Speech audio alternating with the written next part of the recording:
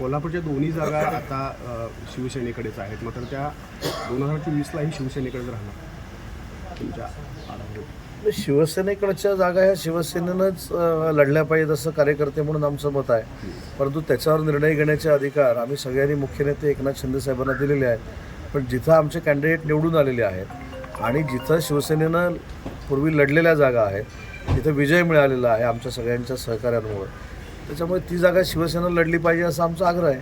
खरं तर त्यावेळी ते सरकारमध्ये होते, ते भाजपला मिळत नव्हतं त्याचं काय. त्याच्यामुळे त्यावेळी त्यांनी जे काय केलं ते सगळं चाललं.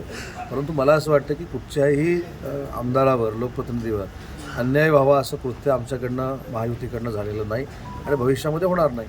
सिंधुदुर्गमधला आणखी जर लोकसभेच्या निवडणुका झाल्या तर मवियाला 28 जागा मिळतील आणि महायुतीला 19 ते 20 जागा मिळतील असा सर्वे आहे. मध्य प्रदेशमध्ये देखील 80 जागा BJPला मिळतील असा सर्वे होता. राजस्थानमध्ये 75 जागा मिळतील असा सर्वे होता. छत्तीसगडमध्ये तर 30-35 जागा मिळतील असा सर्वे होता. तिन्ही राज्यांमध्ये BJP थम्पिंग मेजॉरिटीनं आली. त्याच्यामुळे सर्वेपेक्षा काम आम्ही मानतो आणि कर्तृत्ववान तिन्ही नेते असल्यामुळं हे सर्वे उलटे होतील आणि आम्ही 48च्या 48 जागा खासदारकीच्या जिंकू हा आम्हाला आत्मविश्वास आहे. महायुती का शिवसेना? हां, महायुती का शिवसेना? आता 48 जागा शिवसेना कशी जिंकली? तर महायुतीच जिंकणार. 49 जागा पुढची शिवसेना जिंकेल. आमच्या समोरची जी शिवसेना उद्धव बाळासाहेब ठाकरे ती 49 जागा जिंकेल.